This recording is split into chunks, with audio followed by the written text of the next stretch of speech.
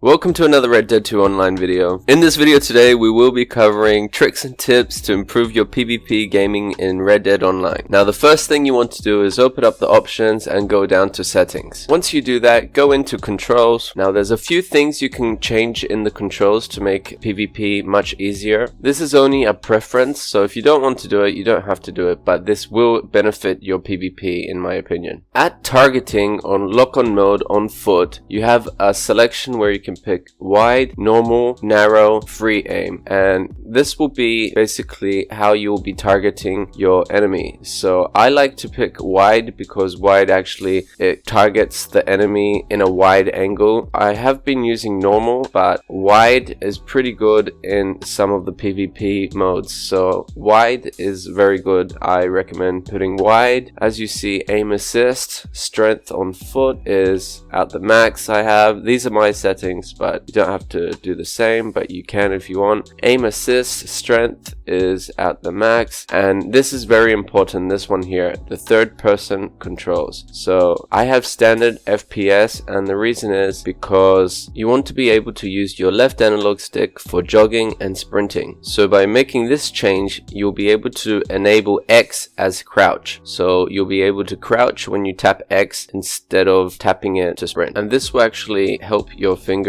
a lot because you won't have to take your thumb off the right analog stick, press X to run around. You'll have your right thumb on the analog stick all the time, and you can look around much faster. And now moving along to look sensitivity and aim sensitivity. That's basically your personal preference here. I like to keep them like this, as you can see, halfway for the look sensitivity and a little bit more from halfway for the aim sensitivity, and that's just my personal preference. Now for the aim and look acceleration, I have it out max, and the aim look dead zone, I have it out 0. So I removed all of it, and this will actually make everything much faster for you. So when you look around, it will be much faster. And first person, I don't really use it that much, so I just have the standard settings at the moment. And you want to go to accessibility, and you want to put toggle to run, so you're able to use the analog stick for running and sprinting. And tap assist, you want to turn that off, and tap to hold delay, you want to put that to 0. And that's it for the controls, and we'll be moving on to the weapons. Now there's a few things you want to know about the PvPs. I play mostly large showdowns because large showdowns are much faster than the small showdowns, and you get more XP. Now there's a variety of large showdowns, and what I've taken note on is that the bow and arrow that unlocks at rank 13 is a very beneficial weapon for a beginner or someone that wants to get good at PvP. The reason for that is because the bow and arrow in tall trees, the map tall trees, is a one shot, so you can hit the enemy anywhere you want with the bow and arrow, and it will be a one-shot kill. So this also occurs in team hostile territories. So a bow is a very powerful weapon when you're playing as a team to catch the territory,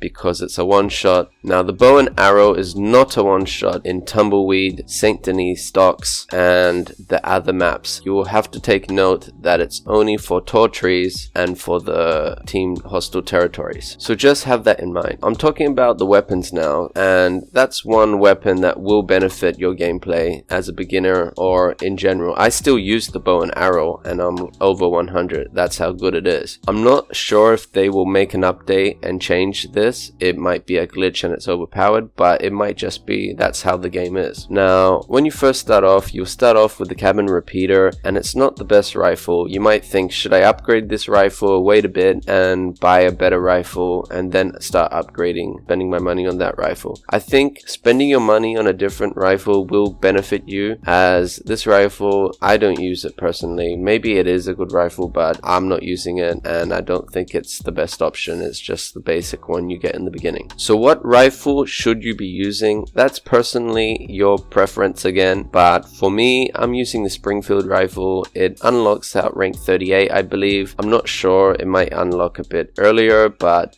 the Springfield rifle is a great rifle. It might have a reload time that's a bit long, but as you use the weapon, it will get less, and this rifle overall has a great amount of damage. So when you use explosive ammo with this rifle, or high velocity ammo, or some express ammo, the special ammo actually makes a big difference. It makes the damage much more, and you can make great shots with this with this rifle. I have fully upgraded the Springfield rifle, and I must say it is a great rifle. I have tried other rifles. The Lynch repeater rifle, in my opinion, is not the greatest rifle. It is good, but not the best rifle. I don't recommend using it, in my opinion. Another rifle you might want to check out, it's pretty cheap, it's the Varmint rifle. A lot of people saying that this Varmint rifle is the best rifle to use in the game. It might be true, but it might not be in the overall progress of your gameplay. You do need to make a headshot for a kill with this Varmint rifle, because any body shots won't kill the opponent. It is a very cheap rifle. I believe it's $72 in the beginning, so it's a very beneficial purchase. You might want to get that rifle because it is better than the cabin repeater, but like I said, bow is probably your best option, and it unlocks out rank 13, and it's only $123, I believe. I'm not sure. I think it's around there. Now, moving on to shotguns, I really do think a shotgun is necessary in this game. So you're gonna have a shotgun always, in my opinion. And now I like putting the shotgun down below because it makes things much easier. I can just change from rifle or bow quickly by pressing down on the L1 and down on the analog stick really fast, and that will put me with the shotgun. Now just have your weapon wheel in a way that it suits you best, so you can quickly change weapons, because if you get good at quickly changing your weapons, this will actually be very beneficial for you in PvP matches. Now I quickly want to say something about the ammunition. I think once you unlock special ammo, buy that, use it, because that's more XP for you and it's more damage. Now I want to talk about aiming, because aiming is very important in the PvP. When you go into options again and into your settings, you can go to display, and when you're in display, go down and find weapon reticle, and what this will do is enable the aiming, your crossfire aiming, to be either a dot, none, or simple. I use dot because it helps me aim people down faster. Now a lot of people said simple is the best option to go with. That's personally a preference you can check out for yourself. It will have a little adjuster. Reticle is displayed on the screen, so you will have like a little circle around your dot. That's really up to you, and as it shrinks, it will help you know when to make a headshot or not. Personally up to you. I have the reticle dot size as small. Personally up to you again. You can have it at default if you want, and that's it for the display options. Now some tips for when you're in PvP matches. I will talk about name your weapon teams and name your weapon in general solo. So when you're in a name your weapon, you get some weapons, and the trickier weapon makes the most points. The most points for you in the solo will be a tomahawk. That will be 6 points, and you probably already know this. You can just check all the points when you check the game info, but you'll be having a shotgun also, and the shotgun will be one of your primary weapons you'll be using, in my opinion. That's what I use all the time, and I like to just have the shotgun ready. So aim your shotgun when you have it equipped, so it's already making that click noise, so it's ready to fire. Doing that will actually make your shotgun faster, so you won't have to do that when you spot an enemy. You can straight away shoot them down. This tip will come in handy with many weapons and in a lot of situations with other stuff. Now you probably already know this, but when you have the aim on your target, you can press square on PS4 and you basically do this dive, and by diving you can dodge people's shots, and this will help you a lot. So another thing I wanted to talk about is if you see people diving, just let them do their dives and then shoot them when they get up, because you want to prevent yourself from missing. So this really will help. So if you see them dive, just let them do their dive and then kill them. And this other thing I wanted to talk about is when you respawn, you seem to be respawning in these weird areas all the time, but if you do find a person respawn right next to you, they will be blinking and you won't be able to kill them. So just run around behind them a bit, wait until they're actual in the game and the respawn's finished, and then kill them, because if you go shooting them while they're blinking, you won't be able to shoot them and you'll waste your ammo, and then you'll probably need to reload or something, and they will just kill you straight away. Now moving along to another tip, for example in tall trees, this is one of my favorite maps because I don't take cover with R1. I just like to be behind trees, so when I'm sprinting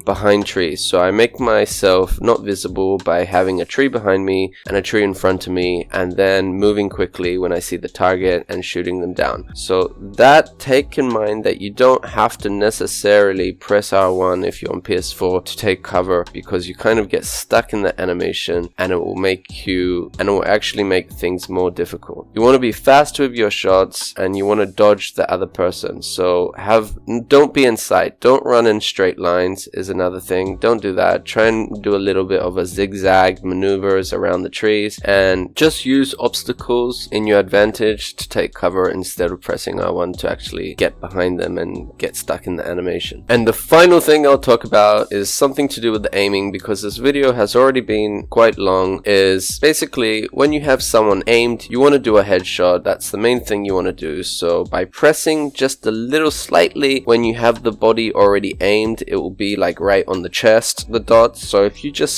slightly press down on the right analog stick, it will maneuver up right on its head and you make that quick shot. So if you can master just pressing down on the analog stick just enough so it can go on the head each time, you can quickly just aim and do that all the time and make your headshot quickly. So that's basically the last tip I wanted to give you guys. I might make a part 2 on this video about the maps and tips on how some maps work and what's the best options, where to go and stuff. So stay tuned for that video. Like and subscribe if this did help you in your PvP. Thanks for watching again. Thanks to all the subscribers that's already been subscribed to this channel, and you guys are great. Thanks again. Have a good day and bye.